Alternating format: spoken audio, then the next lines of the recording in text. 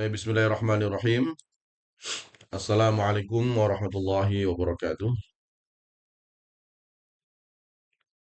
Salam warahmatullahi wabarakatuh. Alhamdulillahi wa kafa. Assalatu wassalamu ala nabiyyina al-mustafa wa ala alihi wa sahbihi ahli sidqi wa tuqa wal wafa amma ba'du. Alhamdulillah wa syukurulillah. Hari ini di tanggal 30 Agustus 2025. Seperti biasa di hari Sabtu menjelang siang, Allah masih mudahkan kita untuk hadir di majelis ilmu dalam kondisi sehat walafiat. Tentu kita berharap mudah-mudahan Allah berikan kita istiqamah untuk terus bermulazamah dengan Al-Quran dan berharap Al-Quran menjadi penolong kita, memberi syafaat, memberi petunjuk untuk kehidupan yang lebih baik lagi tentunya. InsyaAllah. Amin amin ya rabbal alamin. Dan sebagaimana biasa kita akan belajar bersama di pekan ini atau di pertemuan ini kita akan melanjutkan yaitu surah Al-Fil ya, di surah Al-Fil yang sudah kita hafal semua tentunya, tapi kita ingin mendalami makna baik per kata, per ayat, dan juga mendapatkan hikmah yang terdalam tentunya, baik dari segi pendekatan secara linguistik ataupun pendekatan secara historisnya. Dan kita awali majelis kita dengan bersama membaca Al-Basmalah. Bismillahirrahmanirrahim. ربنا زدنا علما ورزقنا فهما ربنا اصلح لنا صدورنا ويسر لنا أمورنا واحلل عقدة من ألسنتنا يفقه أقوالنا برحمتك يا أرحم الراحمين. Baik, alhamdulillah wa syukurillah. Kita akan masuk di surah Al-Fil ya. Surah yang tidak asing lagi, ini terdiri dari 5 ayat. Sebagaimana biasa, kita akan awali dulu untuk membaca ya sekaligus untuk mengidentifikasi. Kalaulah nanti mungkin ada yang kurang pas dalam bacaan kita, maka kita perbaiki bacaan kita dan kemudian setelahnya nanti kita akan masuk lebih mendalam dari segi perkata ataupun dari segi per ayatnya. Mohon izin, ini saya baca terlebih dahulu.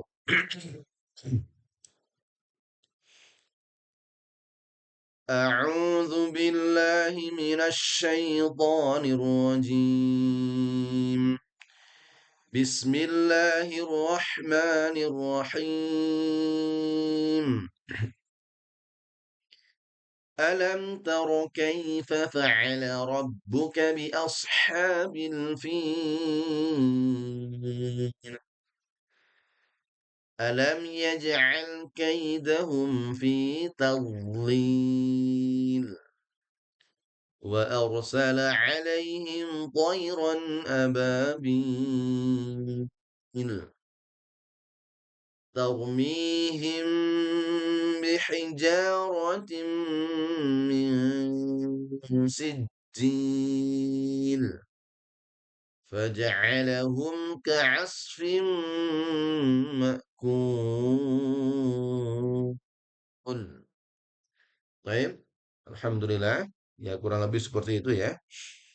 Kita ingin fokus satu dari sifat ataupun makhraj hurufnya, kemudian dari memaksimalkan hukum tajwidnya. Kita identify dari ayat pertama. Saya baca ulang ayat pertama. Bismillahirrahmanirrahim. ألم تر كيف فعل ربك بأصحاب الفيل. Di sini maka kita fokus, Ana rasa nggak ada yang sulit, hanya saja huruf ainnya, huruf ainnya kita pastikan ya dia punya sifat tawasud ataupun bainiyah. Termasuk huruf ha, jangan sampai lari ke ha, asha atau asha. Ya, baik. Saya baca ulang. Alam tara kaifa fa'ala rabb kaifa fa'a. Bukan kaifa fa'ala, salah ya. Kaifa fa'ala rabbuka bi asha. Asha bukan asha. bi ashabil fil. Boleh ya sambil mencoba sendiri dari rumah ya. Meskipun ini nanti cobanya langsung secara barengan ya, artinya langsung semua ayatnya. Kemudian ayat kedua, alam yaj'al. Nah, sama dengan huruf ain fa'ala, ini yaj'al, jangan yaj'al, tapi yaj'al. Alam yaj'al kaidahum fi tadlil. Huruf dhad ini ya paling gampang yaitu lidahnya, tepi lidah, baik kanan atau kiri bebas. Itu kan kalau dari kaidahnya harus nempel dengan gigi geraham. Nah, bagaimana memastikan nempelnya? Caranya sama dengan huruf dha. Dha itu kan itu ujung lidahnya. Dza, dha. Itu huruf dha yang ada ini ya, yang ini ada apa namanya? Tongkatnya. Kalau ini kan tidak ada tongkatnya, huruf dhat ini ya, bukan dha. Nah, dhat ini maka digigit gerahamnya. Ya, gerahamnya menggigit, bukan ujung lidah. Saya ulangi. Alam yaj'al kaidahum fi tagh. Nah, tagh ini tepi lidahnya, pinggir lidah kanan atau kiri bebas atau dua-duanya juga boleh. Itu digigit dengan geraham.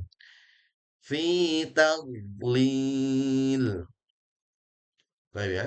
Kok boleh diulangi, Ustaz? Apa digigit dengan dua geraham? Baik. Yang digigit sebenarnya bukan kaidahnya bukan digigit ya. Ini cuma cara saya aja supaya memastikan tepi lidah pinggir atau kanan itu bersentuhan dengan geraham ya, dengan aldros.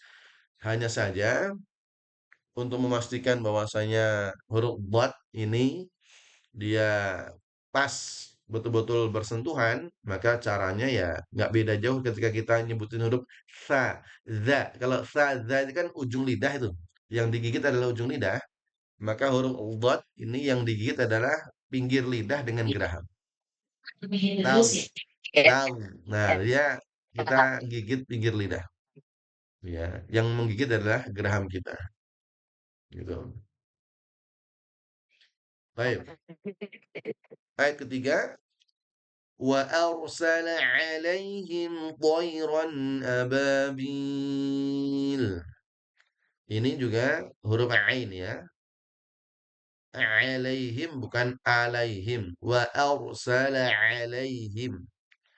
Baik. Dan huruf ra-nya tafkhim ataupun tebal. Bukan wa arsala. Arsala. Ini bacanya benar tetapi kurang maksimal dari sifatnya. Ra-nya harus tebal. Tafkhim. Wa aur bukan ar ya aur dinaikkan ya dinaikkan lidahnya atau dinaikkan suaranya wa arsala alaihim thayran do juga bukan thayran meskipun sudah benar ya thayran tapi yang lebih maksimal thayran do dia punya sifat namanya isti'ala menebal dan menaikkan thayran ababil. Saya ulangi. Wa ar, bukan ar. Bi arsala alaihim do, do, bukan to, to, do, menebal. Dhairan ababil. Kemudian tarmihim. Nah, di sini kita akan menemukan sifat gunnah di tiga tempat. Ya, dengungannya tiga tempat. Pertama ketika mim ketemu ba, mim mati ketemu ba, maka dibaca hukumnya ikhfa syafawi. Tarmihim nggak boleh buru-buru ya. Kemudian bihi bukan bihi tapi hi tipis sama dengan asha. Bihijaratim ini juga punya sifat mendengung. Hukumnya adalah tanwin ketemu mim yaitu idgham bi gunah. Kemudian ada ikhfa hakiki min sijil. Jadi nggak boleh buru-buru. Saya ulangi. Tarmihim bihijaratin min sijil. Ada tiga ya, tiga tikungan ya. Baik, ayat terakhir faja'a a. Nah, huruf ain. Jadi ayat satu ada ain, ayat dua ada ain, ayat empat ada Oh, nggak ada. Ayat terakhir ada a. Faja'alahum ka'asfim ma'kul. Ma'kul. Ma' ya, bukan ma' salah, tapi ma'. Nah, ini dia tertahan. Ma' ya, ma'. Kalau ain dia ngalir dikit. Ngalir. Kalau ini ma' langsung tertahan. Ma'kul. Baik, ada yang mau mencoba? Silakan. Boleh Ustaz. Silakan Ibu. A'udzu billahi minasyaitonir rajim. Bismillahirrahmanirrahim. Alam tara kaifa fa'ala rabbuka bi'ashabil fil. Alam taj'al Afwan. kaidahum. Alam yaj'al, bukan taj'al. Alam yaj'al kaidahum fi tadlil. Wa ars wa arsala alaihim tayran ababil tarmihim bihijaratin min sijil Sekali lagi, faja'ala ayat keempat, dengungannya. tarmihim bihijar bihijaratin min sijil faja'alahum ka'asfim mak mak mak gitu makul Ayat terakhir, mohon izin sekali lagi.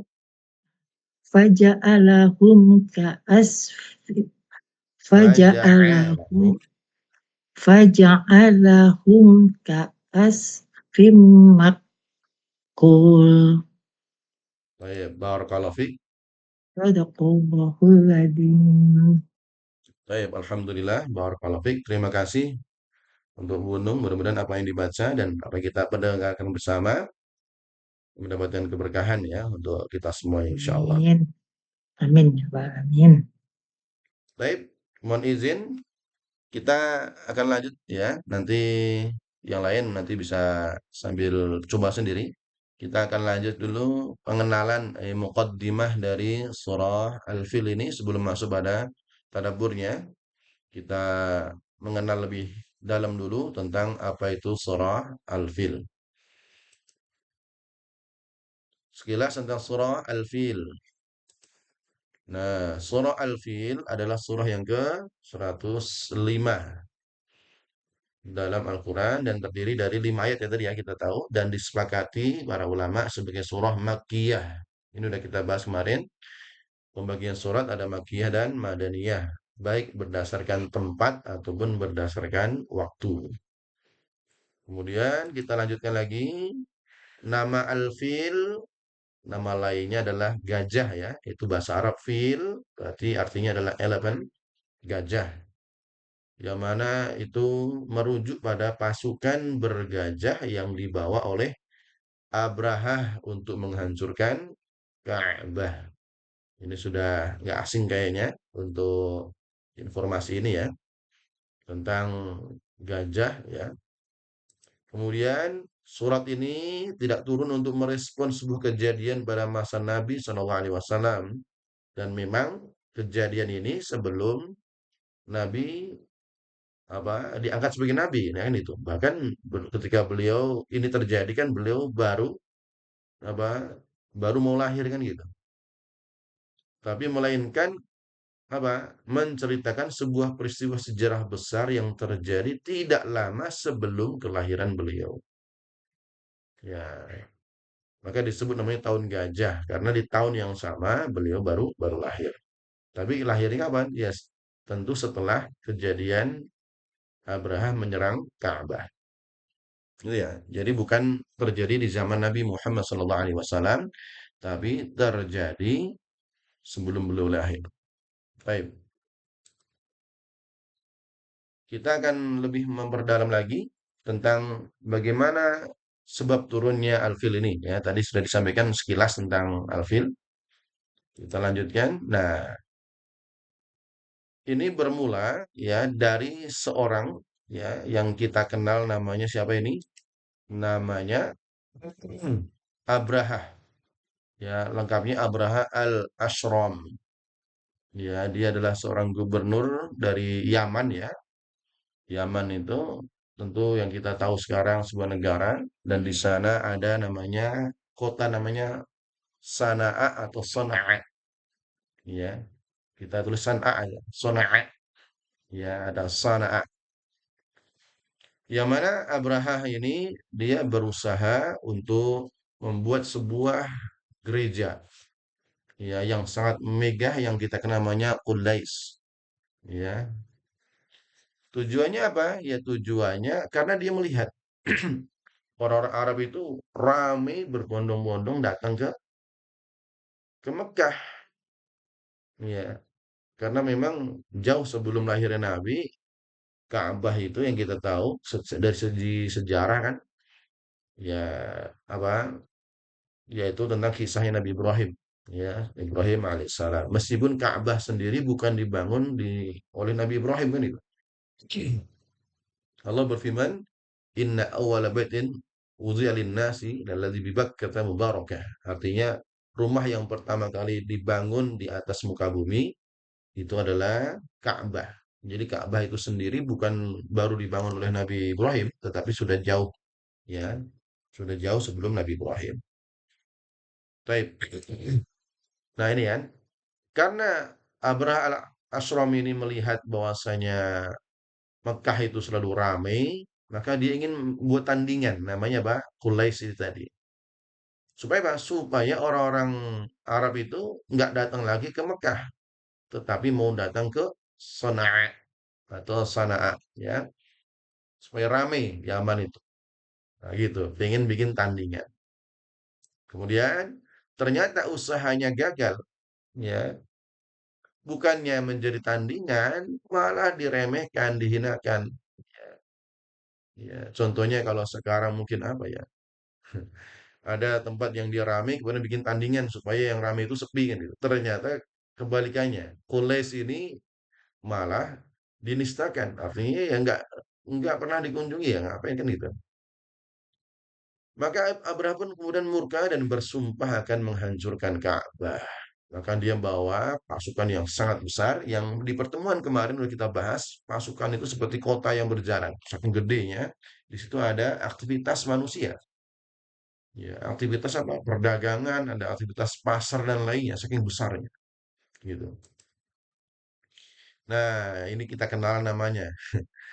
Ia pun menyiapkan pasukan raksasa yang dipimpin seekor gajah. Jadi ada pimpinan gajah terbesar namanya Mahmud. Nah, tapi ini bukan nama orang ini ya. Ini nama gajah itu dipanggil namanya Mahmud. Ya, bukan kawan kita namanya Mahmud ya, itu beda. Mahmud ini bagus ya namanya. Tapi ada pimpinan gajah yang terbesar namanya Mahmud. Ya, baik. Jadi kita namanya Mahmud. Ya, tapi ini sudah terkenal di kalangan para ahli sejarah ya, namanya gajah terbesar namanya Mahmud.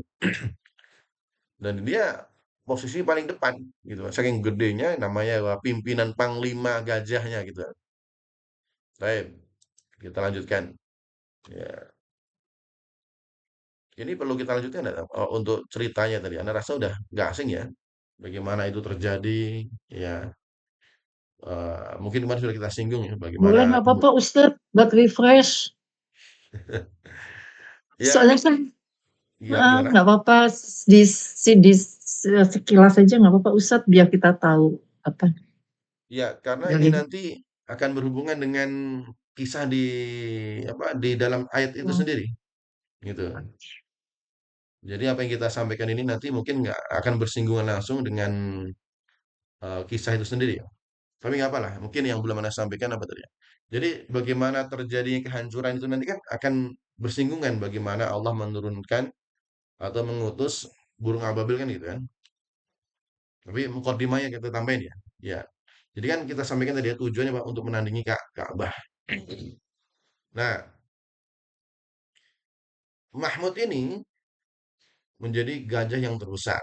Jadi kalau Mahmudnya ini dia meleng gitu ya sebagai panglima tentu akan mempengaruhi gajah-gajah lainnya. Sebagaimana sebuah peperangan ketika kepalanya atau panglimanya meninggal, ya biasanya akan otomatis pasukan itu akan tercerai-berai, kan gitu kan.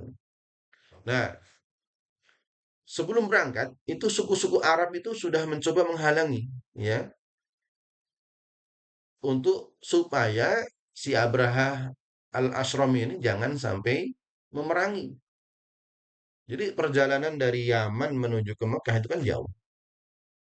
Nah, setiap perjalanan itu selalu dihalangi oleh suku-suku atau kabilah-kabilah Arab supaya tidak berusaha mengurungkan niatnya.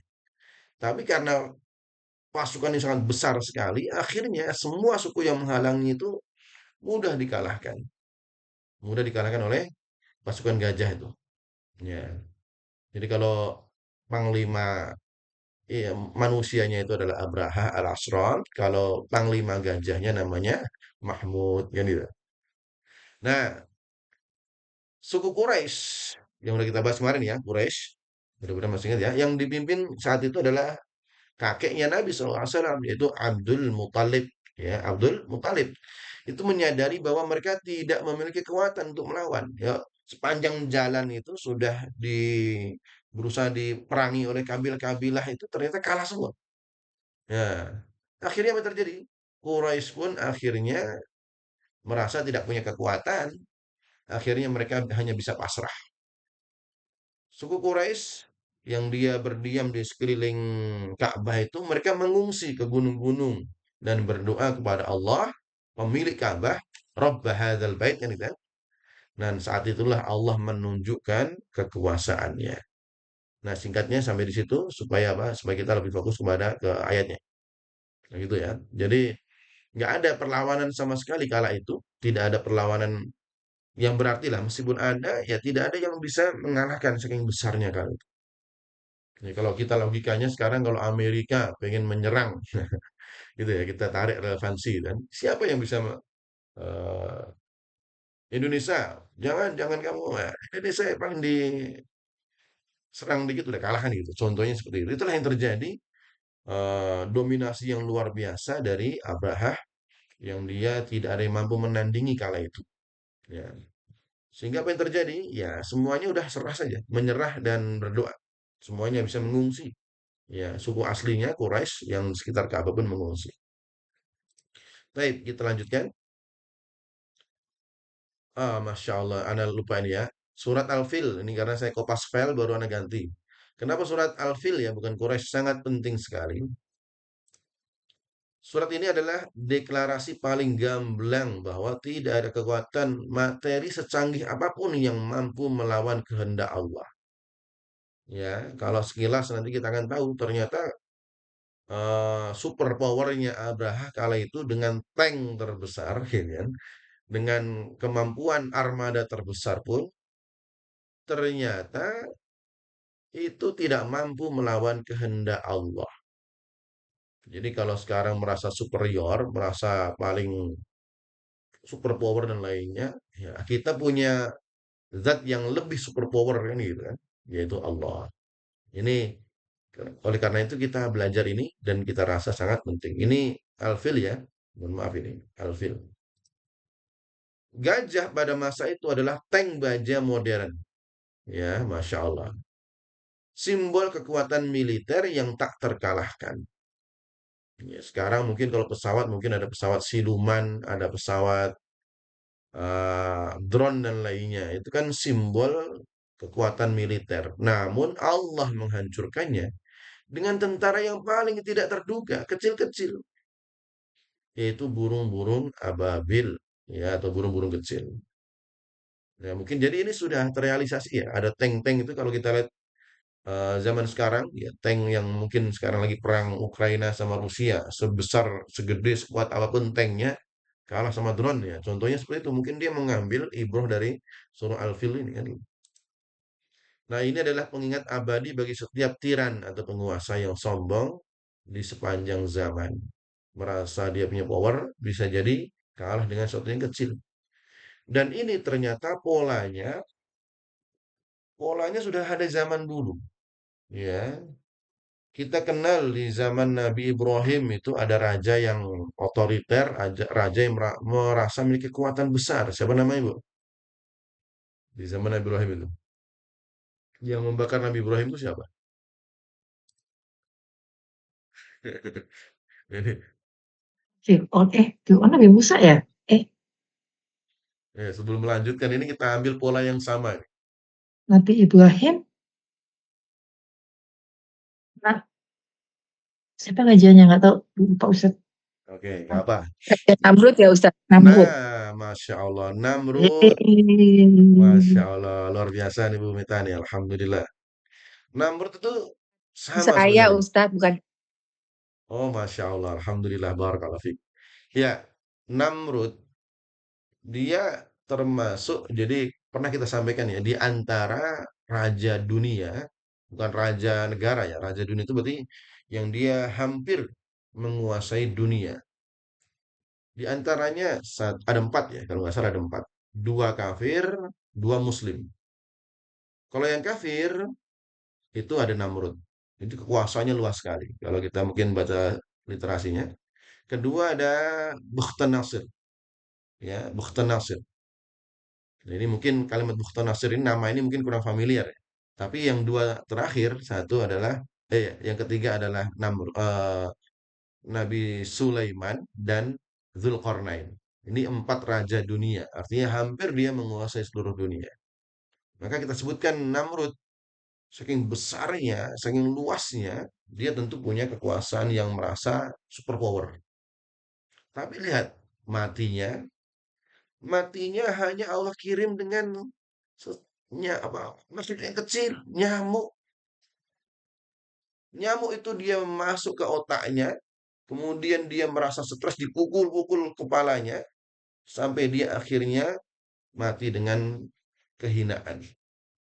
Cukup Allah kirimkan makhluk yang kecil. Maka di Al-Baqarah, lihat Allah berfirman apa? Allahu la yastahi ayadriba mathalan ma ba'udatan fama fawqaha. Allah nggak malu untuk berikan perumpamaan dari makhluk yang kecil namanya ba'udah. Ini yang pernah kita bahas di dulu ketika bahas Al-Baqarah ya. Kenapa yang disebut harus nyamuk gitu kan? Nah, di antaranya tadi ya, Allah kirimkan nyamuk untuk membunuh tiran atau penguasa yang zalim namanya Namrud. Ini sama, Abraha ini dia punya kekuatan yang besar, tapi Allah kirim dengan apa? Dengan burung yang kecil. Kalau dibandingkan dengan gajah ya nggak ada apa-apanya, tapi itu semuanya hancur. Ya, semuanya hancur atas kehendak Allah Subhanahu wa taala. Gitu ya. Ini pola yang sama. Mungkin jadi kalau sekarang ada pemimpin sebuah negara yang angkuh, sombong, rasa dia menguasa, bisa jadi Allah matikan dia dengan hal yang hina, hal yang nggak dia rasa ya. Baik, kita lanjutkan. Ini nggak apa kita sampaikan, nanti akan kita perdalam lagi. Hikmah terdalam dari Alfil ini apa? Hikmahnya adalah penegasan bahwasanya Baitullah Ka'bah berada dalam penjagaan langsung dari pemiliknya itu Allah. Allah sendiri yang punya, maka Allah yang akan menjaganya. Bukan berarti ya udah biarin Allah aja lah kita enggak.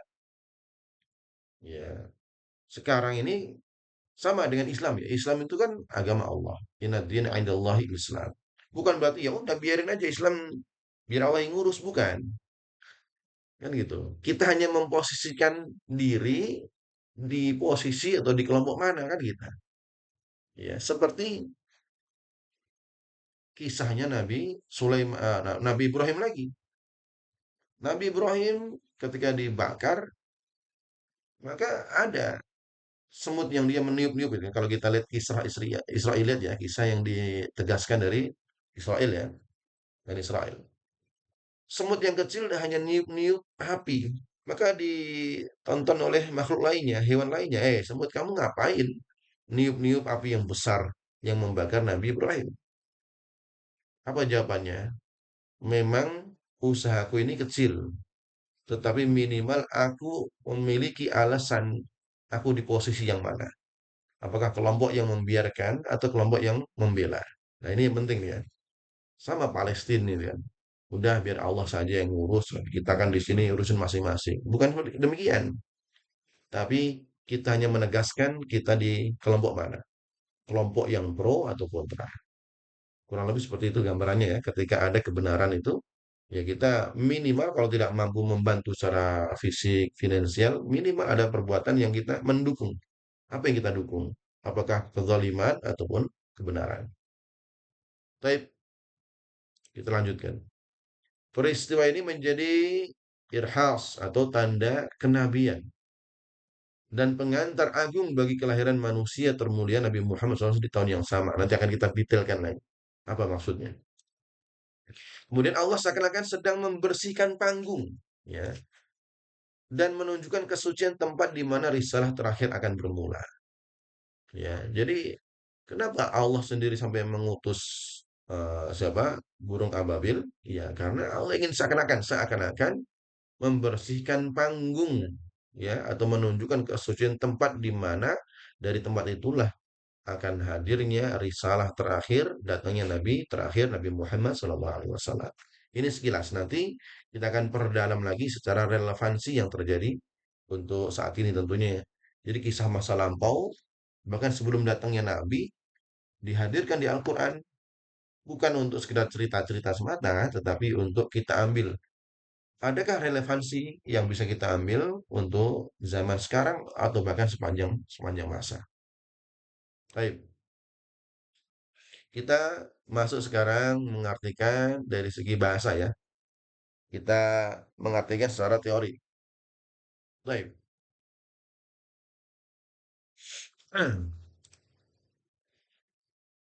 Ini ayatnya. Tadi sudah kita baca di awal, jadi kita lanjut saja di ayat yang pertama. Allah Subhanahu wa taala berfirman, "Alam tara kaifa fa'ala rabbuka bi ashabil fil." Ini kita artikan satu persatu ya, kata per kata. Pertama, A, A saja ya. Kalau Indonesia kan A, B, C, apa artinya? Nggak ada. B apa? C ada? Nggak ada. Tapi bahasa Arab hanya satu huruf aja, A itu diartikan sebagai apakah. Ya, A, apakah. Ya, lam, belum atau tidak, tergantung konteksnya. Jadi kalau alan, apakah belum atau apakah tidak. Gitu ya. Taro, kamu, angta, taro. Angta, taro. Berarti angta, taro. Kalau dia, yaro. Kalau anak, aro. Gitu ya. Berarti sini, apakah kamu belum melihat atau apakah kamu tidak melihat? Itu secara teori perkata ya. Kaifa. Kaif artinya how, bagaimana. Ya, gitu ya. Sudah mulai hafal ya? Kalau seandainya nggak perlu diterjemahkan ini nanti kalau ketemu kalimat yang sama sudah bisa mengartikan. A, apakah lam belum taro dari kata ro'a yaro. Kaifa, kaif artinya bagaimana? Kaifa. Kemudian lanjutkan fa'ala. Fa'ala ini udah sering kita ulang-ulang. Fa'ala sama dengan amila amal. Ya, fa'ala artinya amila. Ya, ini nggak perlu kita terjemahkan ya karena sudah tahu fa'ala fi'il, fi'il madhi, fi'il mudhari artinya verb ya pekerjaan. Ya, bagaimana yang telah dikerjakan karena bukan madhi ya atau past tense. Rabbuka, Rabbmu. Fa'ala rabbuka yang telah dilakukan Rabbmu. Bi ashab dengan para pemilik. Ashab itu sahib artinya teman. Tapi secara makna bukan teman tapi diartikan sebagai para pemilik atau para tentara. Alfil gajah. Jadi apa yang telah dilakukan, apa yang telah dilakukan Rabbmu, siapa Rabbmu ini? Ya, karena Al-Quran ini berbicara kepada Nabi Muhammad SAW, maka Rabbuka kepadamu wahai Muhammad dengan para tentara atau para pemilik gajah. Gitu ya. Ini kita baru menerjemahkan ilmu terjemah ya. Sudah bisa ya ayat pertama ya, perkatanya. Kalau gitu kita lanjut ayat kedua. Alam yaj'al kaidahum fi tadlil. Alam, sudah tadi ya, alam. Sudah nggak perlu diterjemahkan lagi. Apakah lam belum? Yaj'al, ini juga sudah kita ulang-ulang. Ja'ala menjadikan. Dia Allah menjadikan. Apakah Allah belum menjadikan? Gitu kan? Kaida. Kaid artinya tipu daya hum mereka. Ya. Fi tadlil, fi di dalam tadlil kesia-siaan. Tadlil sia-sia. Jadi pertanyaan kedua Allah masih bertanya nih. Apakah Allah belum menjadikan tipu daya mereka itu sia-sia? Gitu ya. Jadi Allah seakan-akan bertanya kepada Nabi Muhammad SAW. Seakan-akan karena memang Allah Maha tahu tentunya. Jadi nggak mungkin bertanya kepada Nabi Muhammad. Ini udah sering kita ulang juga kenapa konteksnya di sini bertanya kan gitu. Nanti kita perdalam di tadaburnya. Ayat ketiga, wa arsala alaihim. Ya, wa arsala rasul utusan ya. Dia telah mengirim ya atau mengutus alaihim atas diri mereka. Toiran, toir burung. Ababil nama burungnya ya. Nama burungnya adalah ababil. Baik.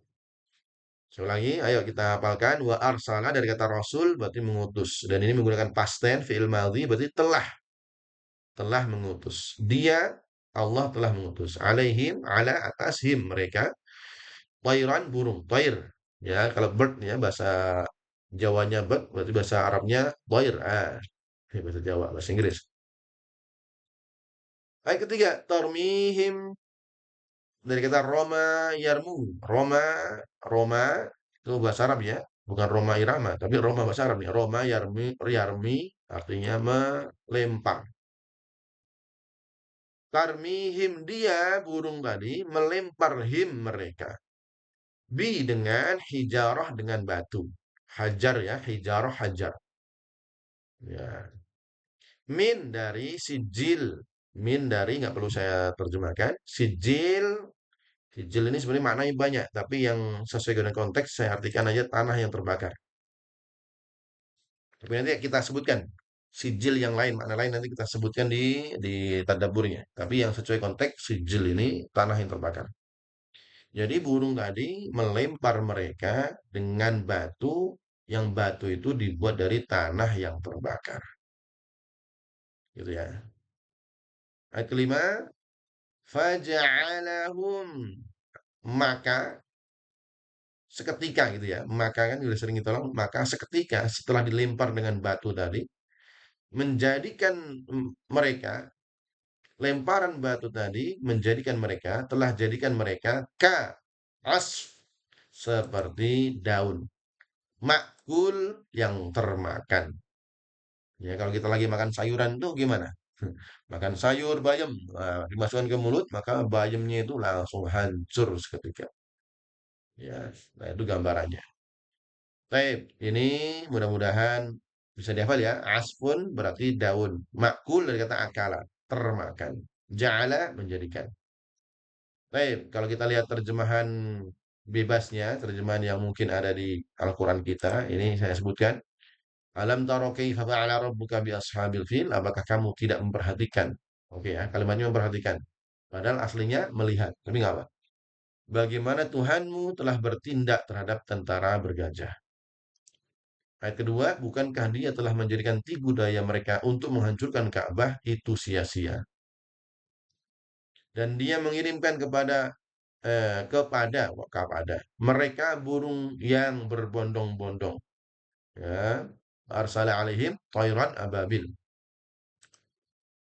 Yang mana tarmihim, yang mana burung tadi melempari mereka dengan batu. Bihijaratin dengan batu min sijil kan tanah yang terbakar. Akhirnya apa? Lalu lemparan tersebut menjadikan mereka atau Allah menjadikan mereka dengan lemparan tadi seperti daun-daun yang dimakan. Ulat ini nggak ada kalimat ulat ini. Ini tambahan terjemah bebasnya saja. Karena nggak ada kan tadi kita temukan nggak ada ulat di sini. Nggak ada kalimat ulat. Mana makul ini artinya termakan. Nah itulah ya. Kadang menyisipkan satu pendapat ke dalam terjemah. Padahal belum tentu ulat kan itu. Belum tentu ulat. Bisa jadi sapi, bisa jadi manusia. Nah, nggak apa lah ya.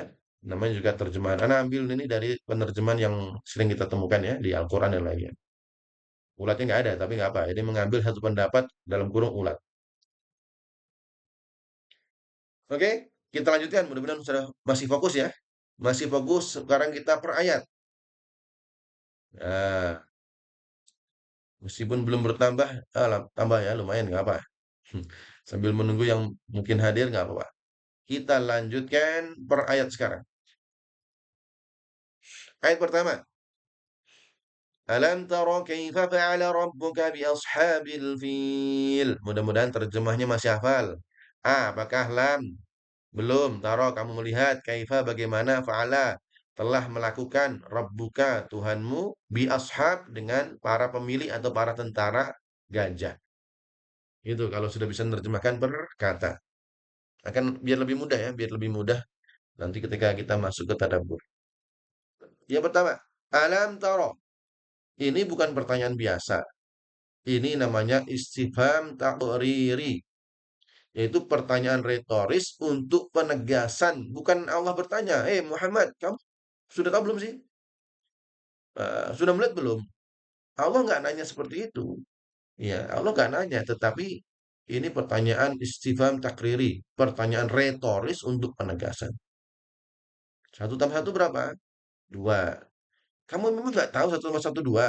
Ini bukan bertanya, tapi penegasan. Gitu kan? Loh, kamu kan sudah pinter, masa nggak tahu? Nah, pertanyaan ini tentu bukan bertanya, untuk menegaskan. Allah tidak sedang bertanya apakah Nabi Muhammad SAW melihatnya. Karena waktu itu ya belum lahir. Jadi kalau kita terjemahkan secara tekstual ya aneh. Oh, Nabi belum lahir kok suruh tanya. Kan gitu. Maka nggak mungkin Allah bertanya pada Nabi Muhammad. Karena itu belum melihat, belum lahir. Bagaimana mau melihat. Maknanya jauh lebih dalam. Seakan-akan ini. Perhatikanlah dengan segenap akal dan hatimu, wahai Muhammad. Kisah ini betul-betul nyata. Dan begitu pasti. Dan begitu terkenal di antaramu. Artinya di antara kaummu. Semua kaummu, Quraisy pasti tahu nih. Maka Allah bertanya ini seakan-akan mengatakan seolah engkau menyaksikannya sendiri. Maka visualkan kondisi itu seakan-akan engkau melihat sendiri. Bagaimana kondisi yang terjadi kala itu. Nah gitu ya. Jadi kalau kita sampaikan seperti ini berarti ada sebuah penegasan kepada Nabi Muhammad SAW supaya memperhatikan dengan segenap akal dan hati. Itu perintah Allah kepada Nabi Muhammad. Nah, perintah Allah kepada Nabi Muhammad. Baik, kita lanjutkan. Taro, kenapa menggunakan kata taro? Bukan taro ya, tapi taro. Kata taro lebih dari sekedar melihat, meskipun secara teori, secara makna ya memang taro itu melihat. Ini adalah undangan untuk melihat dengan mata hati dan akal. Tadi sudah sampaikan ya, mata hati dan akal. Ru'yatul aqliyah. Bukan hanya melototin saja, tapi melihat kemudian meresap ke dalam hati. Apa yang Allah inginkan dari ayat ini. Kemudian, Allah mengajak kita merenung dan mengambil pelajaran dari sebuah peristiwa sejarah yang begitu pasti seolah. Artinya sudah betul-betul terjadi. Seolah-olah sekarang ini ketika kita membaca Al-Fil, seolah-olah kejadiannya betul-betul terekam di mata kita. Ya, mengubah masa lalu menjadi cermin masa kini. Jadi sebelum kita mulai, tadi sudah kita mukodimahi bagaimana kejadian itu. Dan kita berusaha untuk memvisualkan bagaimana kondisi itu terjadi dan kita melihat dengan mata kita sendiri. Nah, ini yang penting. Ini memang ayat ini ditujukan kepada Nabi Muhammad, tetapi berlaku untuk setiap membaca Al-Quran. Karena nggak disebutin Nabi Muhammad kan di sini.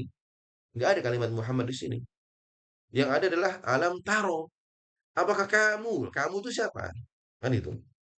Ya kamu ini kalau secara historis tentu Nabi Muhammad. Tetapi kan kita sekarang baca. Hei Ari, alam taro, kamu melihat. Oh ya Allah, aku melihat. Sekarang kan seperti itu kan ya. Nah, jadi meskipun khitabnya diturunkan kepada Nabi Muhammad, tapi ini juga berlaku pada siapapun yang membaca ayat ini. Baik yang saat ini berbicara, saya sendiri, ataupun yang saat ini sedang mendengarkan. Baik, mohon maaf, sambil ngecek ini. Nah, kemudian, kata kaifa, kaif, bagaimana? Kata ini mengajak kita untuk tidak hanya fokus pada apa yang terjadi, ya, apa yang terjadi kala itu, tetapi pada cara Allah melakukannya. Jadi bagaimana cara Allah melakukan eh, kedahsyatannya, bagaimana Allah menghancurkan uh, tentara fil ini. Jadi jangan hanya yang terjadi, oh kejadiannya seperti ini, bukan hanya sampai pada what saja, tapi how, ya, bagaimana itu terjadi. Ya, baik, kita lanjutkan. Ada unsur keajaiban. Jadi yang akan kita terangkan ini bukan hanya oh kejadian seperti itu, enggak, tapi bagaimana keajaiban terjadi, bagaimana ketidaklaziman dan keagungan dalam cara Allah bertindak. Nah, ketika ini kita hadirkan dalam memahami ayat ini, maka akan merangsang rasa takjub yang mendalam dengan kisah yang akan kita bahas ini. Baik, kita lanjutkan. Rabbuka fa'ala rabbuka. Kenapa yang harus disebut Rabbuka? Kenapa nggak fa'ala Allah gitu lah? Alam taro kaifa fa'ala Allah kan bisa aja. Apa yang telah Allah lakukan kan gitu. Atau fa'ala ilahaka. Ilahuka, fa'ala ilahuka. Kenapa harus Rabb? Gitu ya. Sifat Allah ya. Ah, dikaitkan dengan sifat Allah Iya, yang memelihara. yang memelihara. Ini sudah kita bahas kalimat Rabb ini di An-Nas ya mana ya? Bagaimana makna Rabb? Ya, qul a'udzu birabbin nas, malikin nas, ilahin nas. Kenapa harus Rabb? Bukan Rabb, bukan ilah, bukan malik kan gitu. Ternyata Rabb ini apa yang kita bahas? Ini hubungannya Allah dengan makhluknya. Ya, hubungannya Allah dengan makhluknya. Yang memelihara, yang mengatur, yang menciptakan, yang menguasai, lah itu namanya Rabb itu ya. Kenapa? Karena Rabb ini sangat personal dan penuh kasih sayang kepada Nabi Muhammad SAW. Baik. Jadi menggunakan kalimat Rabb ini lebih pas dari segi linguistiknya. Karena ada kalimat pemeliharaan di sini. Ini menunjukkan bahwa tindakan penghancuran ini bukanlah amukan buta. Ya, seperti yang dilakukan negara-negara yang menghancurkan sebuah wilayah contohnya. Tapi menggunakan kalimat Rabb ini ada hikmah di baliknya. Nah, ini kan melainkan sebuah tindakan tarbiyah pendidikan dari sang pemelihara untuk melindungi rumahnya dan menunjukkan kekuasaannya demi hambanya. Jadi kehancuran yang terjadi bukan sekedar ya suka-suka saya punya HP tak hancurin. Tentu kehancuran yang kita lakukan mungkin nggak ada hikmahnya. Tapi ketika menghadirkan kalimat Rabb, oh Allah sedang memelihara. Oh Allah sedang menunjukkan kekuasaannya dengan penuh tarbiyah, penuh pendidikan.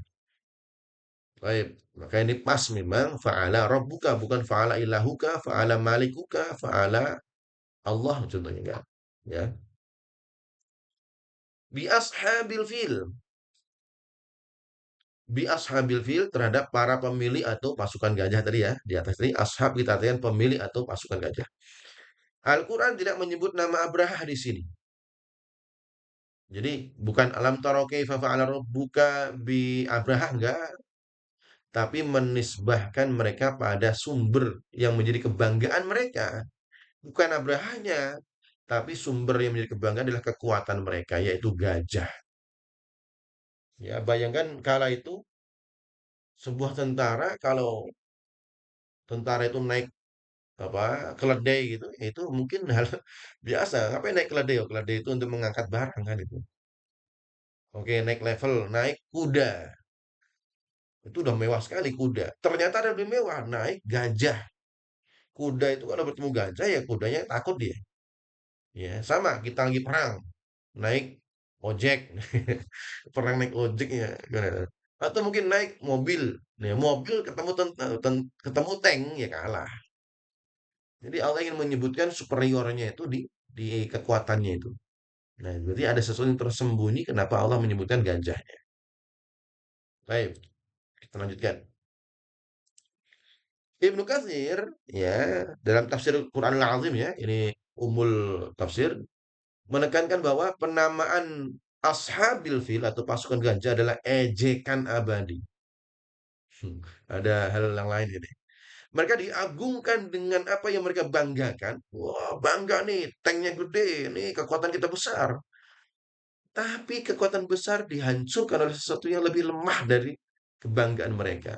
Maka Allah hadirkan kalimat ashabil fil disebut di sini untuk Hei, mana kebanggaanmu? Gitu sekarang kan, mana kebanggaanmu yang tadi bangga hancur tuh. Nah, jadi ingin ngangkat, tapi kemudian setelah diangkat dijatuhkan lagi.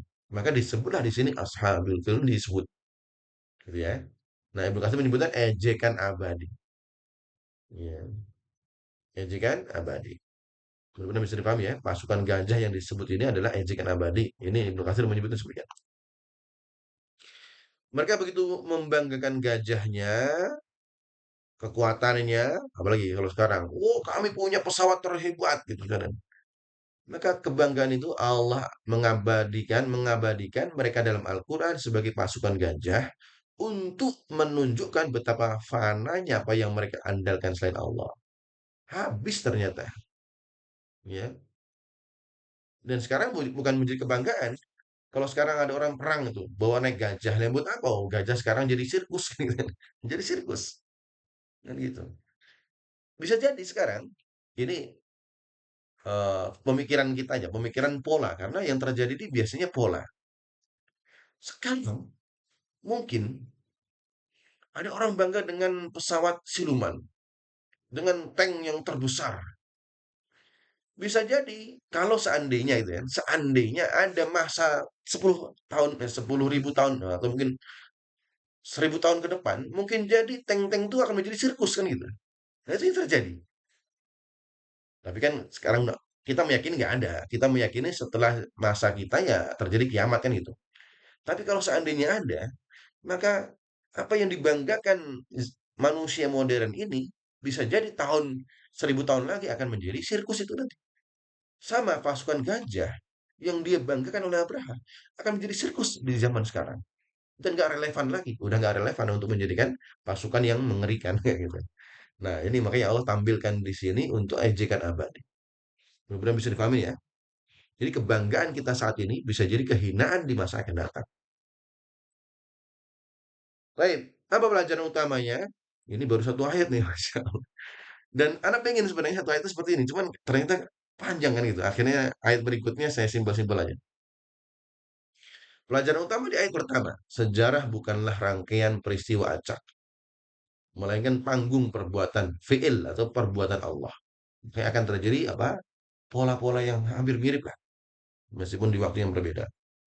Tapi kita ambil di sini, visi sejati seorang mukmin adalah kemampuan untuk melihat. Ini yang paling penting. Kenapa Allah hadirkan cerita? Dan memang isi Al-Quran 30% atau sepertiganya adalah cerita. Tapi bukan, oh itu ceritanya. Bukan hanya sampai di situ. Tapi melihat jejak-jejak perbuatan sang Rabb di setiap lembar sejarah. Bagaimana kaum Nabi Lut dihancurkan. Bukan sekedar, oh ceritanya seperti itu. Enggak. Untuk apa kita membaca kaum Sodom kemudian ceritanya, oh aku tahu ceritanya. Untuk apa sekedar tahu? Tapi yang penting adalah kemampuan kita melihat, tanda kutip, apa tadi? Akal dan hatinya, ya, tentang bagaimana Allah menghancurkan. Untuk apa Allah menghancurkan? Baik yang terjadi di masa lampau ataupun yang sekarang sedang berjalan.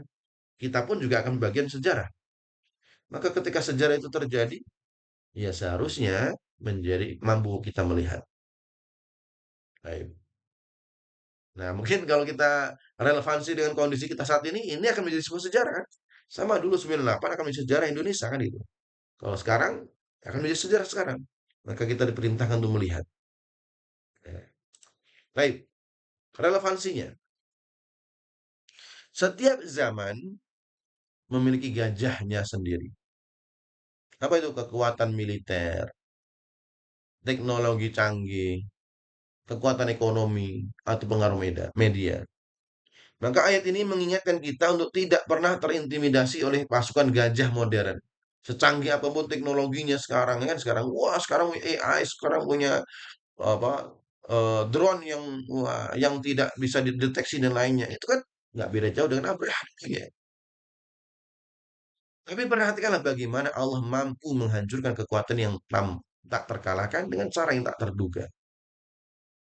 Gitu. Ya. Dan pastinya kalau kita melihat eh, bagaimana hari kiamat, ya semua teknologi itu akan hancur. Ketika listrik di shutdown, udah selesai kan kita. Ya. Ketika listrik di shutdown, udah selesai. Maka kalau kita melihat bagaimana Contohnya, kitab boleh dibuka namanya kitab namanya Al-Bidayah wan Nihayah, karangan Ibnu Katsir. Masya Allah, Ibnu Katsir dia ahli dalam tafsir dan ahli sejarah, ahli fikih Ibnu Katsir. Beliau punya kitab namanya Bidayah wan Nihayah, permulaan hidup dan akhir hidup. Nah, disebutkan di situ, peperangan yang terjadi itu bukan pakai teknologi canggih.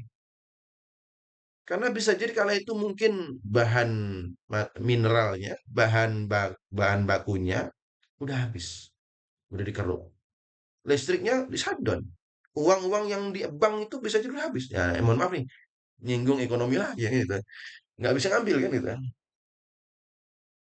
Nah, kala itu akan perangnya seperti halnya masa lampau. Perang dengan pedang.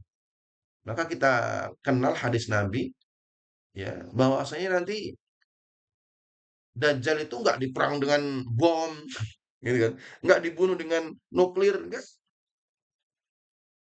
ya, tapi dengan belati oleh Nabi Isa.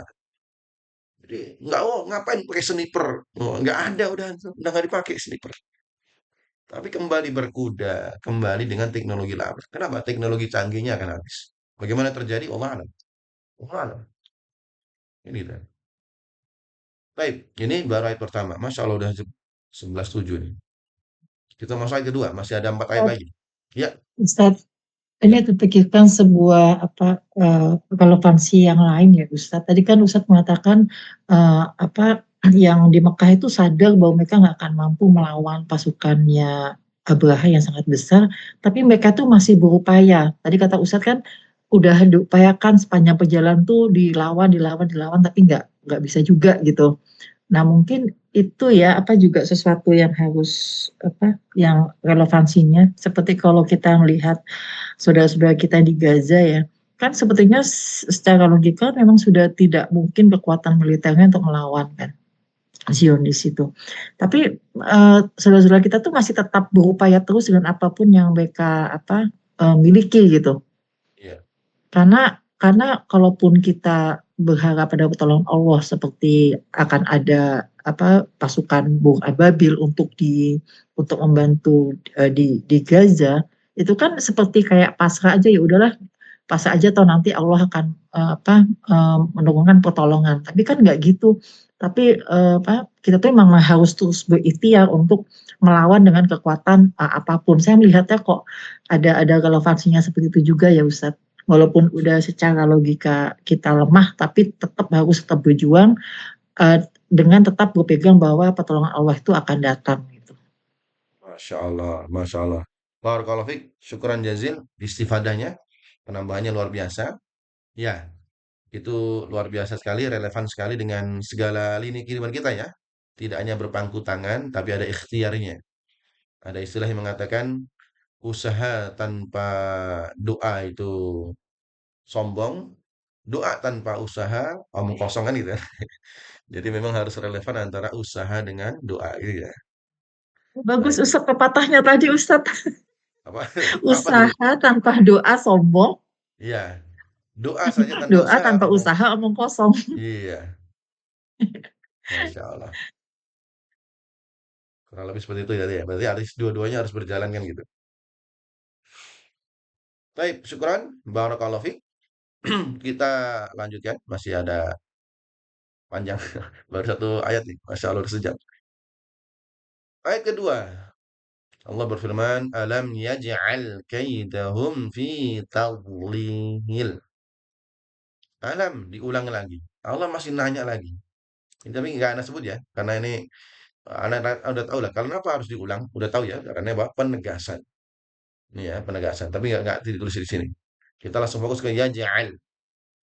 Yaj'al. Berarti ja'ala menjadikan atau mengubah. Allah tidak hanya menggagalkan rencana mereka. Tidak hanya menggagalkan, ya gagal, tapi kan besok bisa lagi. Kan gitu kan. Tapi Allah menggunakan kalimatnya ja'al. Ya, apa?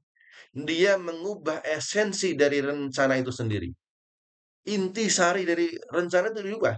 Sesuatu yang direncanakan untuk menjadi puncak kejayaan, diubah menjadi monumen kegagalan abadi. Langsung set, Udah nggak ada kabar lagi. Gimana kabarnya Abraha? Ada penyerangan kedua, tiga nggak ada. Luluh lantak habis ketika. Nah ini makna dari kata ya ja'al. Ya, ini pernah kita bahas dulu perbedaan ja'ala, sona'a, kemudian kholaqa dan lainnya kan gitu. Kalau kholaqa itu belum ada, kemudian menjadi ada kan gitu. Kalau ja'ala, contohnya ini, ini saya nggak bawa nih. Contohnya gelas. Gelas itu bahannya adalah dari mungkin gelasnya gelas dari contoh saja ya, dari tanah. Awalnya tanah, kemudian diubah. Nah, sehingga berubah itu dari awalnya tanah menjadi gelas. Sama ini, mengubah dari yang awalnya ada menjadi hilang sama sekali. Hilang sama sekali. Udah nggak ada sama sekali setelah itu gimana? Kabar Abraha dan gajahnya udah habis. Itu esensi dari ja'ala. Ya, menjadikan sesuatu menjadi bentuk lainnya atau mengubah sesuatu di bentuk lainnya. Itu namanya ja'ala. Ya, baik. Maka kalimat pas di sini memang sesuai dengan konteksnya dari segi bahasanya ja'ala ini pas sekali. Dari awalnya superior menjadi habis, ya, menjadi habis. Baik. Kaida. Kaid artinya makar ya. Kata kaida makar yang tersembunyi.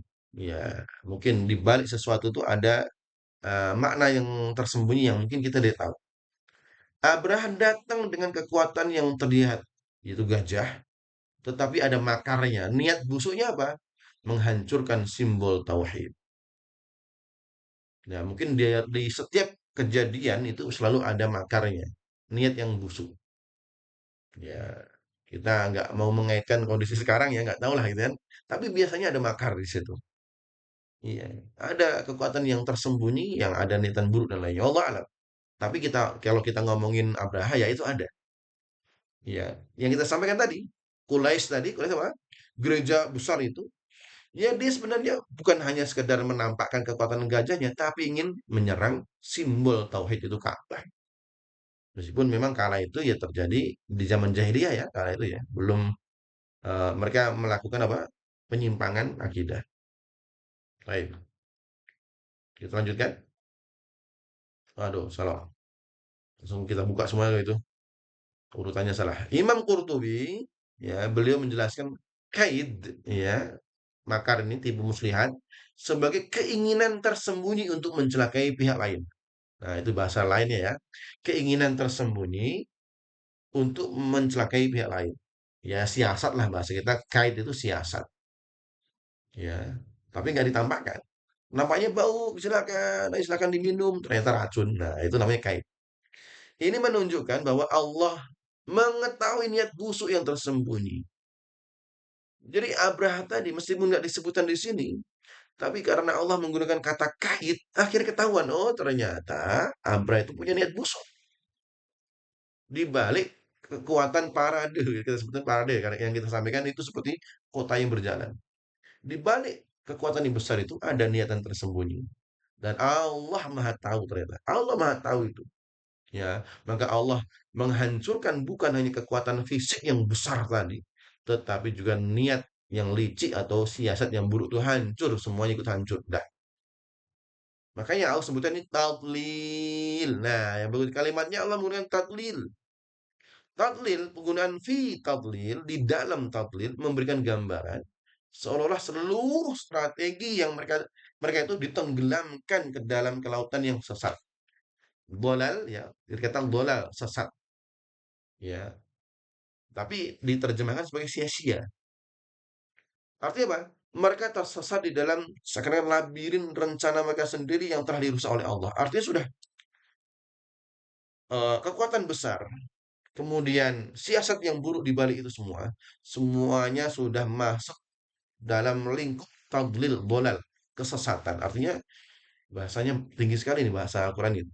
Artinya sudah tersesat, udah nggak bisa muncul lagi gitu. Udah tenggelam, udah habis gitu.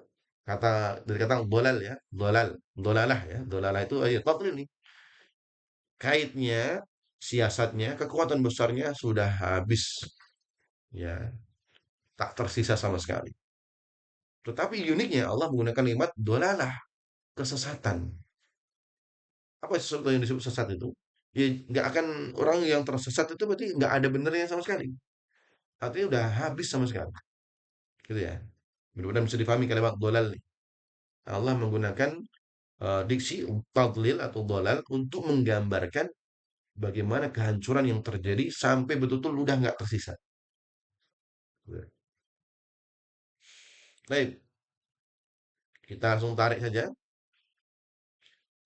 Alam yaj'al kaidahum fi tadlil. Setiap rencana yang dibangun di atas kebatilan, nah rencananya kan dengan kekuatan yang kuat, tapi bersamaan itu di balik itu ada niat busuk.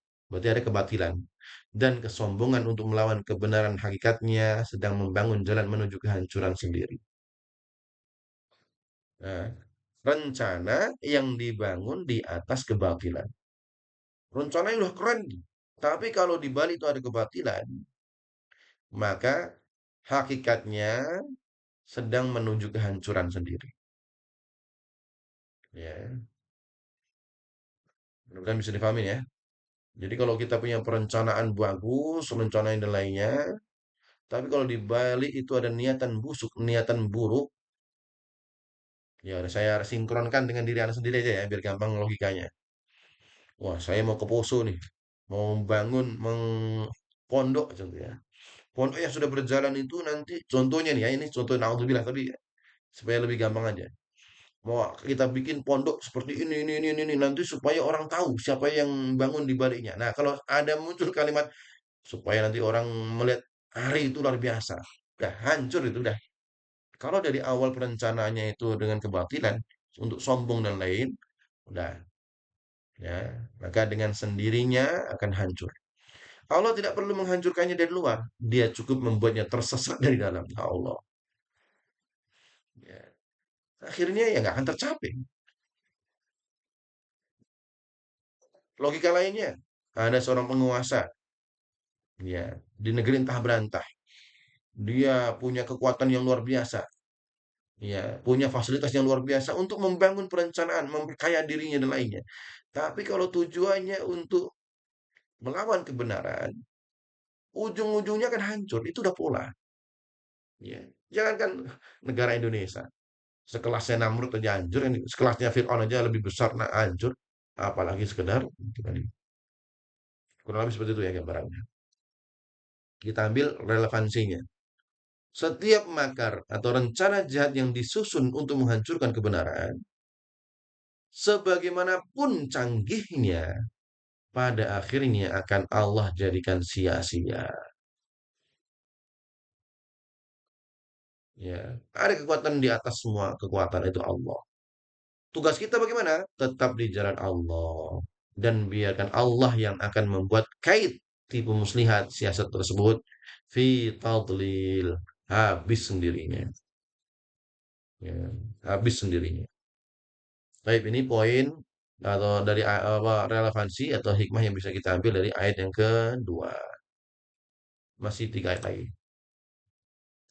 Wa arsala alaihim dhairan ababil. Apa yang terjadi?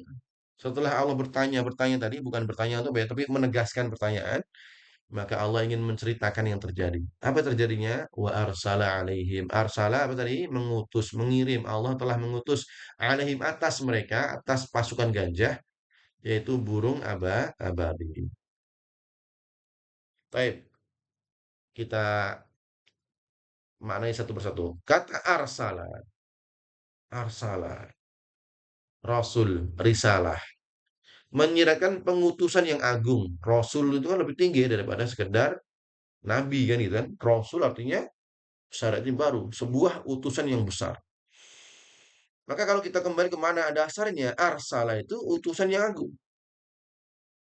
Dan burung-burung itu, ababil ini adalah utusan Allah. Allah yang mengutus. Yang membawa misi spesifik. Ya, sama Rasul. Rasul siapa? Rasulullah. Punya sebagai utusan Allah. Punya misi spesifik. Kan gitu. Ya, spesifik utusannya. Itu kalau menggunakan arsala. Jadi bahasa Arab arsala itu punya diutusnya dengan sesuatu yang mulia dan punya risalah Rasul. punya wahyu yang spesifik. Itu makna dari kata arsala. Baik, Imam Baghawi, tafsir Baghawi menegaskan bahwa mereka adalah makhluk yang dikirim khusus untuk misi tersebut. Ya nggak nongol lagi nanti besok hari Jumat muncul kayak Ababil enggak. Ya udah emang utusan Ababil itu yang muncul spesifik aja itu. Udah Allah ciptakan Ababil itu untuk satu utusan itu, satu misi itu, gitu ya. Bukan sekedar kebetulan, enggak. Memang Allah ciptakan untuk itu. Burung-burung itu adalah utusan atau rasul atau mursalah atau tentara yang diutus atau mursal artinya apa? Tentara yang diutus. Jadi nggak ada kebetulan. Memang Allah ciptakan khusus untuk misi itu saja. Kemudian alaihim. Nah, uniknya Allah ngutus ala itu apa? Di atas. Kenapa enggak arsala ma'a, amama, depan, belakang, kanan, kiri, ya gitu kan? Tetapi ternyata Allah mengatakan alaihim kepada atau atas mereka. Ada yang tersirat di sini. Serangannya dari atas. Nah, ini kalau mungkin nih badan intelijen ini punya ilmu mentelaah ayat ini bagus ini tuh supaya oh bagaimana supaya menang kan gitu, perang gitu, kayak gitu kan. Dari atas, ya. Posisi yang dominan dan tak terhindarkan, gitu ya. Bukan dari depan, perang frontal gitu ya bisa jadi kalah menang. Tapi kalau dari atas, titik lemahnya kan gitu. Ya. Dan saya kadang bertanya-tanya, burung kemudian Allah utus, kemudian nanti di ayat keempat ya, ayat keempat apa kita sebutkan di sini, mengirimkan melempar apa hijrah min sijil.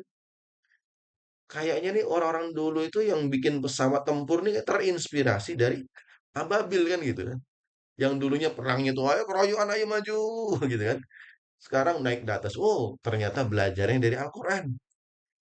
Ada pesawat pembom seperti Toiron Ababil kan gitu kan. Jadi orang-orang ilmuwan terinspirasi dari Toiron Ababil gitu. Setelah mereka mengkaji lebih mendalam, meskipun akhirnya yang mendapatkan ilmunya adalah orang-orang kafir, tapi kan ilmu yang tersirat itu ada di Al-Qur'an ini. Gitu. Baik.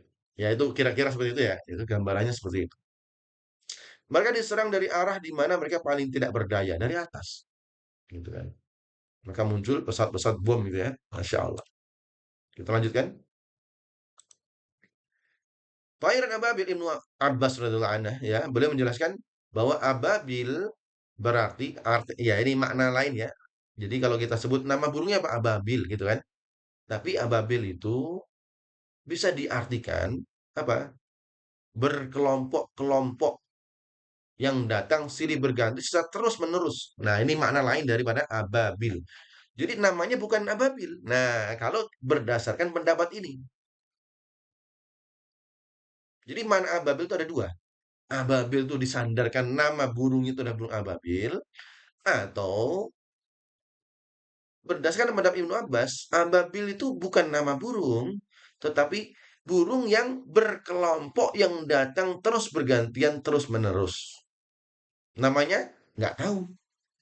Karena Toiron menggunakan undefinitif nakiroh Toiron gitu kan jelas ya dan anak pribadi lebih cenderung dengan pendapat ini jadi ababil itu bukan nama burung ababil itu adalah sebuah sifat atau apa ya sebuah kondisi yang menggambarkan bagaimana burung itu datang berkelompok yang datang silih berganti terus nongol terus datang terus nggak ada habisnya gitu loh.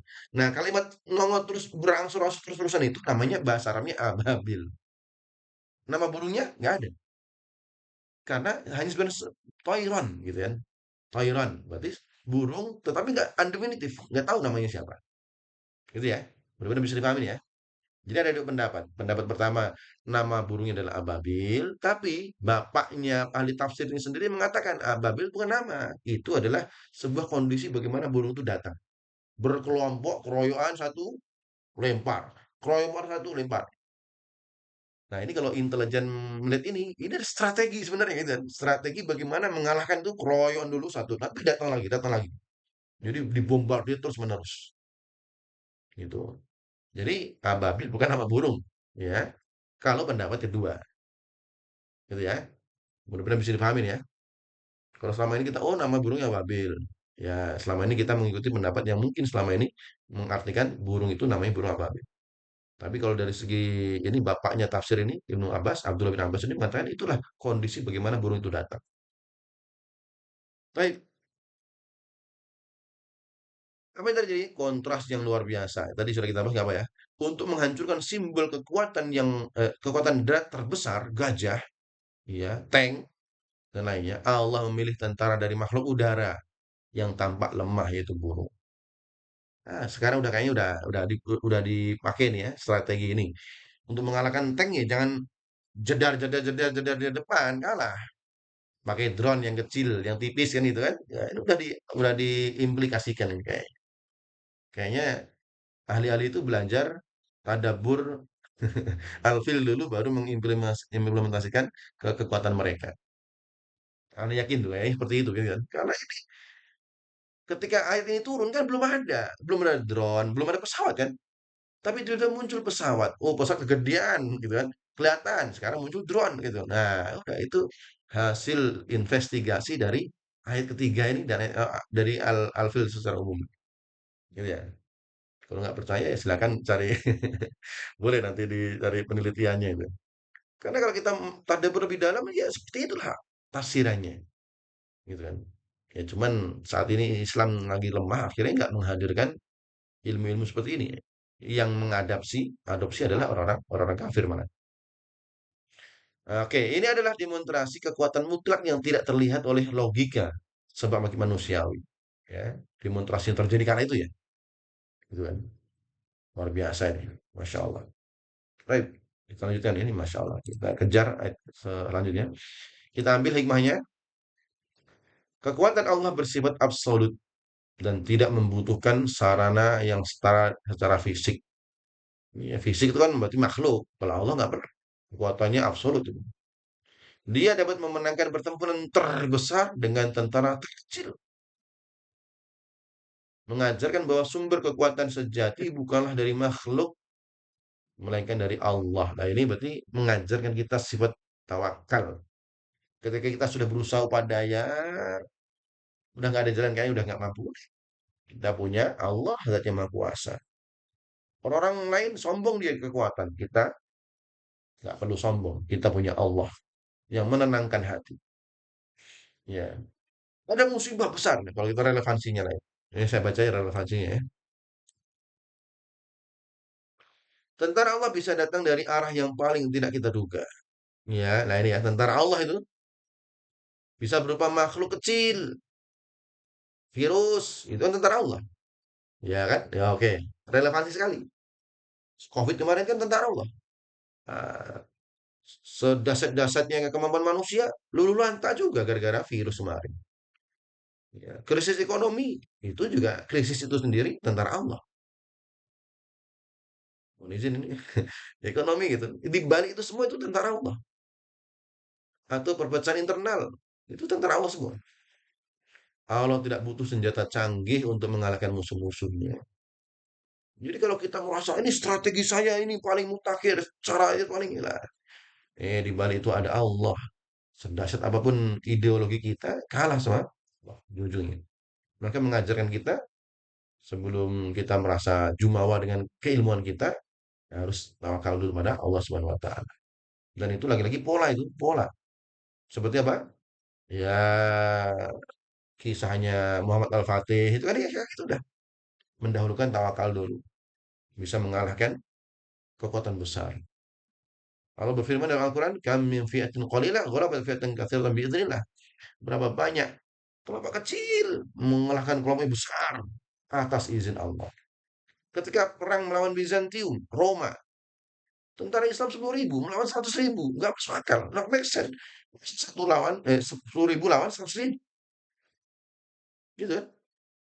Tapi kekuatan keimanannya itu yang membuat akhirnya kalah tentara Romawi. Ya kalau kita membaca sejarah ya, Masya Allah. Khalid bin Walid. Ya, Khalid bin Walid. Di bawah pimpinan Khalid bin Walid. Masya Allah. Masih panjang kok kita percepat. Ayat keempat. Mudah-mudahan masih semangat ya. Udah mulai liur-liur nih. Masih semangat Ustaz. Insya Allah. Mohon maaf nih. Aduh, kayaknya kepanjangan nih. Tarmihim bihijaratin min sijil. Tarmihim. Penggunaan fi'il mudhari ya. Roma yarmi. Menggunakan fi'il mudhari. Ini menggambarkan kondisi apabila tadi lemparnya dengan fi'il mudhari. Present continuous tense. Bentuk yang sedang berlangsung. Ini menurut para ahli balaghah, ahli bahasa, berfungsi untuk menghadirkan gambaran peristiwa itu namanya istihdar surah, menghadirkan visual, ya, melempar surat, seret, seret gitu kan, seolah-olah pembaca yang membaca itu menyaksikan bagaimana adegan pelemparan itu brutal dan berkelanjutan tanpa henti. Itu tersirat dari kata tarmihim menggunakan fi'il mudhari present continuous tense. Ya, kita memvisualkan bagaimana tentara kekuatan besar muncul burung melempar terus menerus dari atas. Yang di bawah cuma gajahku Mahmud gimana Mahmud ya nggak bisa ngapain Mahmud ya. Gede badannya, gede neneknya. Wah, bangga nih kan. Nggak nyangka musuhnya dari atas. Gitu kan. Nggak kebayang ya apa yang dirasakan oleh Abraha ketika datang dari Yaman. Pasukannya sekota, mungkin seprovinsi, gede gitu kan. Ada kabilah kecil-kecil disapu selesai. Ada lagi yang ngelawan, sapu. Dia udah bangga. Ka'bah udah depanku nih, hancur nih.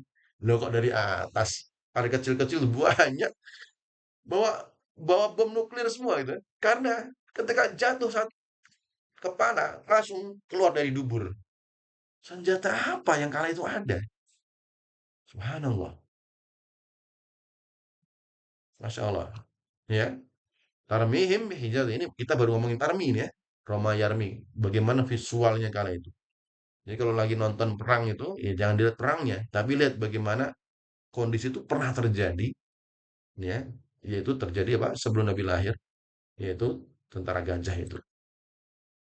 Batu-batu kecil ini adalah instrumen azab yang dipilih khusus untuk menghinakan. Ya, dia mungkin besar, tapi ternyata batu-batu kecil, batu-batu kecil itu adalah instrumen, ya, untuk menghinakan mereka. Baik, dalam tafsir Munir merangkum riwayat bahwa batu itu sangat kecil, batu kecil, bukan segede barang burungnya keberatan, enggak, kecil sekali. Kecil, ya. Namun daya ledaknya, daya hancurnya luar biasa, menembus tubuh mereka hingga binasa. Ya. Nah, inilah yang mungkin diadopsi adanya pistol kecil tapi ampuh gitu. Nggak perlu gede-gede kan dulu apa ketapel itu kan gede, ketapel berat gitu kan. Udah gede itu kemudian berat lagi bawahnya.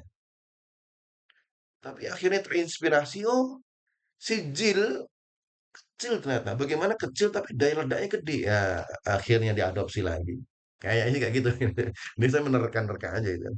Tapi kayaknya sih iya gitu kan. Mereka belajar ilmu tafsir kan gitu kan. Akhirnya diadopsi gitu. Baik, kata sijil. Nah ini ya. Ini kata kunci nih. Ibnu Katsir menukil pendapat Ibnu Abbas bahwa sijil itu berasal dari kata Persia, sangangil ya. Wallahu alam gitu ya. Tapi ini ada bahasa Persia itu artinya batu dari tanah liat yang telah dibakar dan dikeraskan. Itu makna pertama ya. Makna pertama adalah batu dari tanah liat yang mengeras karena dibakar mengeras dia. Ya. Baik, ini menunjukkan amunisi ilahi yang telah disiapkan secara khusus. Amunisi sudah disiapkan oleh Allah. Mana lainnya, setiap batu telah tercatat sijil. Sijil itu adalah catatan. Tadi iseng saya nyari di Google kan, arti sijil dalam bahasa lain gitu kan. Ternyata betul kalau ibu nyari kata sijil itu berarti catatan, ya, sijil. Tapi dalam bahasa Arab memang ada dua makna tadi. Makna pertama itu merujuk pada batu yang mengeras dan dibakar. Kedua adalah catatan. Dan ini bisa kita kolaborasikan. Artinya apa? Misil presisi yang diprogram untuk mengenai target. Nah ini, ini jadi Allah sudah mencatat, ini orang itu pakai batu ini ya. Nah, seakan-akan itu gambarannya. Burung, sini. Ini kenain kepala Abraha ya. Sudah saya catat nih ya. Nggak boleh lepas. Pasti tertarget. Jadi sudah dikalkulasi ini. Ini harus kena kepalanya Abraha. Ini kena kepalanya Mahmud. Maka disebut sijil, mencatat. Nah, muncullah namanya radar. Muncul namanya radar. Supaya ngena itu gimana? Nah, kalimat sijil seperti itu. Itu makna kedua ya. Mana pertama itu adalah batunya itu, batu yang mengeras dari tanah liat. Tapi kedua sijil itu dari catatan. Artinya sudah ditargetkan, dicatat ini pokoknya harus kena si Fulan, ini kena si Paijo, ini kena si Sukimin. Karena kena semua udah dicatat detail dan apa presisinya tinggi. Maka muncullah radar bagaimana pesawat terbang kenceng, tapi kok kena padahal udah mulai gini-gini kan, udah kena gini, tapi kok kena pas gimana? Nah, dia belajar tafsir sijil. Belajar tafsir sijil kan itu. Seperti itulah ya, inspirasi dari eh, peluru yang kena sasaran itu. Baik, eh, pelajaran utamanya keadilan dan hukuman ilahi bukanlah sesuatu yang serampangan. Ia bekerja presisi mutlak, ya. Jadi ini kan azab kan, Allah melempar mereka dengan batu. Nah ini hukuman tuh presisi, nggak mungkin kelewat. Kok ya Allah, kok kan aku yang kena musibah, ya? Bukan kawanku. Itu udah presisi. Mau naik, contohnya nih ya, dia pembalap, dia ahli dalam nyupir, mau naik motor, Rossi naik motor, nggak mungkin jatuh pinter. Kalau sudah takdir, sepinter-pinternya kita, kena juga. Itu keadilan Allah, hukum ilahi. Gitu ya. Makanya setiap perbuatan telah tercatat. Setiap balasan akan sampai kepada tujuannya, nggak salah. Kalau kita manah nih, manah ke atas, pengen kena orang, balik ke kita kan mungkin kan ya. Manah ke atas, balik ke kita, itu kita. Tapi ketika takdir, baik itu pun buruk, ketika sudah terlepas dari catatannya, itu pasti kena kita. Jadi santai saja, ya Allah ini kok sakit, ya memang harus sakit. Ya Allah hari ini aku kok sehat, memang harus sehat. Nah itu presisinya luar biasa itu. Ya Allah aku tuh sudah pelan-pelan di pinggir jalan, di tempat trotoar, jalan pelan-pelan. Kok tabrak juga. Ya emang sudah seperti itu. Gitu ya. Jadi nggak mungkin dari nggak mungkin dari kata sijil tercatat itu lepas. Jadi kalau kita sudah memahami kondisi seperti itu, ya, menghadapi takdir itu enjoy saja. Memang hari ini aku harus sakit, memang hari ini aku harus cedera, memang hari ini aku harus bangkrut. Itu sudah disijilkan, sudah dicatatkan. Nah, mudah-mudahan bisa difahami ya. Sudah presisi dengan akurasi tertinggi. Relevansinya, jangan pernah meremehkan hal kecil. Sebuah kesombongan kecil bisa menjadi awal kehancuran. Jadi ya, kalau kita relevansi sekarang, bagaimana Abra itu hancur. Sebuah dosa kecil yang diremehkan bisa menjadi sijil yang membinasakan hati.